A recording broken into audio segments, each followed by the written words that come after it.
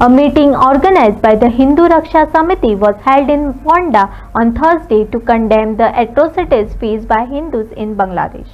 The event aimed to raise awareness and demand strong action against the ongoing violence. कोणी 35 तुकडे केले तर मी माझे डोळ्यांनी पाहू शकत नाही, तो तेवढा थंड रक्त माझे अंगात नाही. मी शांतवादी आहे.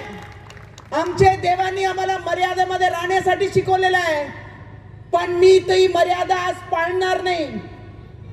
जर एखाद्या व्यक्तीवर खुलेआम आमच्या देवाच्या मंदिराला जर तोडत असेल तर तो थंड रक्त घेऊन मी ते माझे डोळ्यांनी पाहू शकत नाही. मी ती हिंदू आहे. मी या मैदानात जर उतरली आहे, अरे कौन बोलता है बटोगे तो कटोगे? अरे जिसकी ताकत है मैदान में आकर दिखाओ. अगर काटने आएंगे, अगर 2 टुकड़े करोगे तो 35 टुकड़े करके हम तुम्हें भेजेंगे. वो ताकत लेके ये मैदान में उतरे.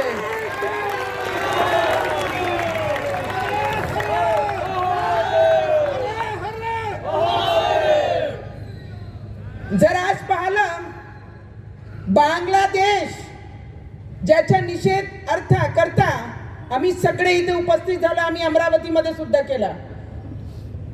अमरावतीमध्ये शहराची पॉप्युलेशन 8 ते 10 लाख आहे. अरे वीर सावरकरजींनी कधी म्हटलं होतं, जागो हिंदू जागो. अजूनही आमच्या हिंदू जागी होत नाहीये. 8 लाख 10 लाख पॉप्युलेशन मध्ये जर तिथे हिंदू जागरण झाला असता, हिंदू जागो म्हणून हा नारा आम्ही बाहेर लावला असता, ते 10 पैकी 8 लाख लोक त्या मैदानात उतरले दिसले पाहिजे होते. फक्त आमच्या सारखे काही युवक या मैदानात उतरून आम्ही आमचे हिंदूंची आवाज मजबूत करत आहे. आणि तुमचे सारखे लोक जे हिंदुआंचे रक्षणाकरिता मैदानामध्ये आहे, तुमच्या सगळ्यांच्या मनापासून अभिनंदन आहे. कारण जर तुम्ही काम नाही केला तर आमची पिढीला, आमचे सारखे युवांना ते शिक्षण भेटणार नाही. आम्ही अमरावतीमध्ये काढलं. बांग्लादेश ज्याच्या भरोसे खाते तो हिंदुस्तान है. आज बांग्लादेश जिसके भरोसे जिया वो हिंदुस्तान है. और आज हमारे हिंदू पे, हमारी बहन बेटियों पे बलात्कार किए जा रहे हैं. आज हमारे हिंदुओं पे जहां सिर्फ 7% हिंदू बचे हैं, वहां पर बोला जा रहा है कि जय श्री राम के नारे बैन करो. अगर हम अपनी आई पे आए तो एक भी मुसलमान, एक भी ओबीसी जैसा व्यक्ति ये हिंदुस्तान में रहेगा नहीं. हम जब तक शांत हैं, सिर्फ तब तक ही शांत है. 2014 के पहला तुम्हारे गुलामगिरी करने वाले लोग इस देश में राज कर रहे थे. आज हमारा शेर 2014 के बाद इस हिंदुस्तान में है.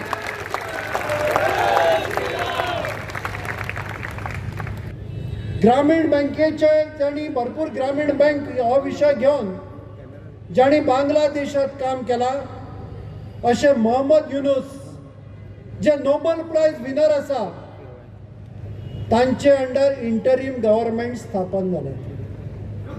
ॲडमिनिस्ट्रेशन येतकीर एक विश्वास दिसलो की कदाचित ही परिस्थिती सुधारतली, पण दुर्दैवान ही परिस्थिती आणखी गंभीर झाली. आज सुद्धा जर आम्ही पळयता, इस्कॉनचे संन्यासी चिन्मय कृष्णदास हे अजूनही तांकां अरेस्ट केले, ते अजूनही अंडर अरेस्ट आसा. तांचो गुन्हो कितें? इस्कॉनचे ॲक्टिविटीज आमकां सगळ्यांक खबर आसा. कृष्णाची भजनां म्हणप, एक सात्विक वातावरण निर्माण करप, अशा प्रकारचे जे इस्कॉन काम करता ताचे जे संन्यासी आसा ते अजूनही जेलात आसा. तांकां आज ॲडवोकेट मेळना. जो ॲडवोकेट फुडें येता ताका मारझोड जाता. ताजे पर्यंत वचपाक सुद्दां मेळना अशी गंभीर परिस्थिती आज बांगलादेश आसा.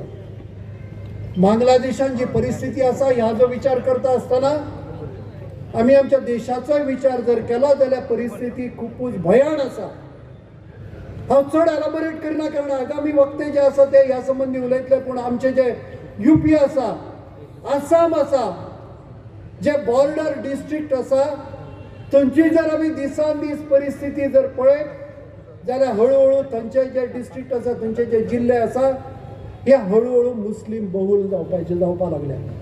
ही एक वॉर्निंग बेल आसा. आमकां खबर आसा कांय दिसा पयलीं आमी केरला स्टोरी हा पिक्चर पळयलो. केरळा स्टोरी ह्या पिक्चरान जे आमकां भयान अशें चित्र दिसलें, लव जिहादीच्या नांवा सकल जे कॉलेजचे स्टुडंट्स आसा, भुरगीं आसा, चलयो आसा, हांकां यंग एजीचेर फुसलोवन तांच्या बरोबर प्रेमाचे नाटक करून तांच्या बरोबर लग्न करता आणि मागीर वेश्या वेवसायाक लायता. अशा प्रकारची भयान परिस्थिती आमी केरळान सुद्दां पळयल्ली आसा. पश्चिम बंगालान आमकां खबर आसा दुर्गा पुजा सुद्दां उत्सवाचेर आज बंदी आसा. अशी सगळी ही जी भयान परिस्थिती आमच्या देशात सुद्दां आसा आणि हाका गोंय सुद्दां फाटी ना.